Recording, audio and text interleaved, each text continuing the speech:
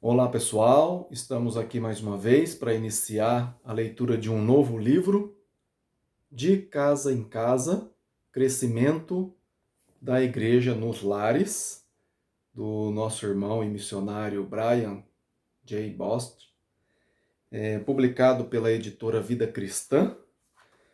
Eu vou estar lendo aqui a parte de trás do livro, que faz a apresentação.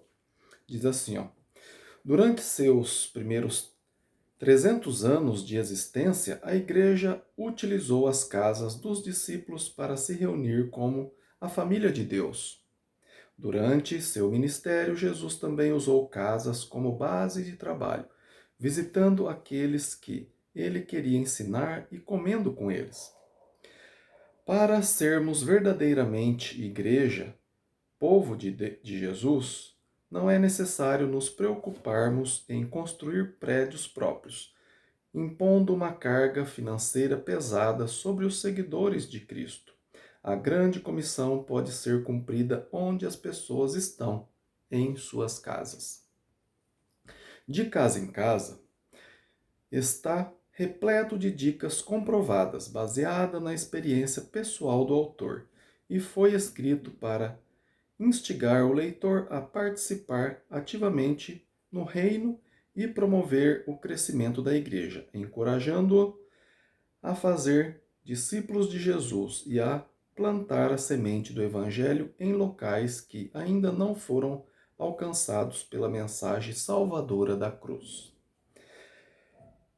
Brian J. Bost é mestre em estudos bíblicos pela Abilene Christian University, nos Estados Unidos, e autor premiado pela Associação de Escritores Cristãos. Reside no Brasil desde 1975. Quando foi escrito ele residia, mas agora ele já está lá nos Estados Unidos. Onde tem se aplicado na disseminação da mensagem salvadora da fé em Jesus Cristo.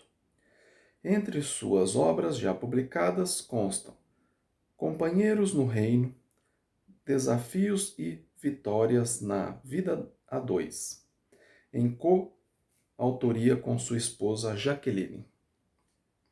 Deus e o Dinheiro, o papel das finanças na vida do cristão. Esse livro aqui eu já tenho aí lido inteirinho na minha playlist, pode ir lá, O Obreiro Aprovado. Tem também o papel, o Deus e o Dinheiro, né? O papel das finanças na vida do cristão. E também tem O Obreiro Aprovado, o Ministério do Servo Bom e Fiel. Também tem aí na minha playlist. A Epístola de Paulo aos Colossenses, um breve comentário. Também tem completo esses 3 últimos livros dele aqui, que ele me deu autorização para ler ele na íntegra e fazer esses vídeos aí, tá? Ele completo aí, tá? Na minha playlist. Esse livro aqui foi publicado em 2005, né? Quando ele ainda estava aqui no Brasil, mas agora ele não, ele mora nos Estados Unidos. Vou ler aqui o sumário. Vai ter o prefácio, uma pequena grande contribuição, depois tem a introdução, o grão de mostarda, depois o capítulo 1 vai falar o plano do mestre, 2, o crescimento que Deus quer, 3, multiplicação espiritual, 4, a igreja na sua casa, 5, de casa em casa, 6, a igreja no lar, 7, o sonho brasileiro. E depois o apêndice, que é a receita caseira do pão da ceia, né? Que é o pão sem fermento. Vou estar lendo aqui o prefácio, diz o seguinte: uma pequena grande contribuição. Quando concebemos essa obra, tínhamos em mente a grande necessidade da Igreja brasileira de se desvencilhar de empecilhos que têm atrapalhado o crescimento do reino em nosso país. Brian J. Bost tem demonstrado por meio do seu trabalho na Grande São Paulo e até mesmo no interior do estado, que ele até vinha visitar aqui e ele nos ajudou, né, esse sonho aí de implantar uma igreja na época aqui na minha casa, onde foi também fruto, né, desse livro, né, que eu acabei de ler aí, tá aí na minha playlist, que é de minha autoria, Como Iniciar uma Igreja Local, com ênfase nas igrejas nos lares. A gente terminou de ler ontem esse livro, você pode ver ele completo aí na minha playlist também. E se você quer um exemplar físico, me escreva aí que eu passo aí os locais que está vendendo. E se você quer um exemplar desse meu livro em PDF, você escreve aí no meu e-mail que eu te mando um exemplar gratuitamente também, tá bom? O meu e-mail é ronaldozm@gmail.com. E também se você quer um exemplar desse aqui em PDF, você pode me escrever também que o Brian autorizou eu passar aí. Também tem na internet aí, que eu baixei da internet, tá bem? Continuando aqui, né? Então ele fez um trabalho na Grande São Paulo e no interior, né, do estado e em outras unidades da federação, né? Em outros estados aí do país. Que é possível promover o crescimento da igreja sem a imposição de uma carga muito mais pesada do que deveríamos carregar. A carga histórica de querermos ser reconhecido como igreja, entre aspas, para os de fora, por meio de um prédio e templos que nos identifica como tal. Como o próprio autor explica, a igreja é povo, e o povo mora em casas, que podem ser usadas para as reuniões desse povo, como era feito nos primeiros 3 séculos do cristianismo. Esta obra não visa estabelecer novas doutrinas nem atacar posições que divirjam sobre o conceito de igreja nos lares. A igreja é uma só, tanto a que se reúne em prédios como a que se reúne em casas. O que esse livro traz de novo é uma contribuição e um convite à compreensão do que significa ser povo de Deus, uma nação santa que busca cada vez mais alcançar outros para a família de Jesus.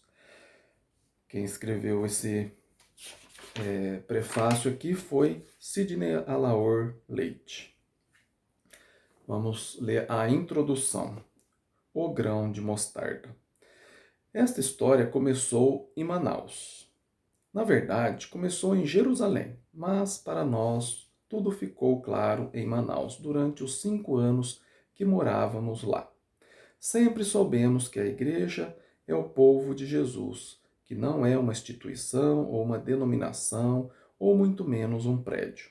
Sempre soubemos que a igreja primitiva se reunia em casas.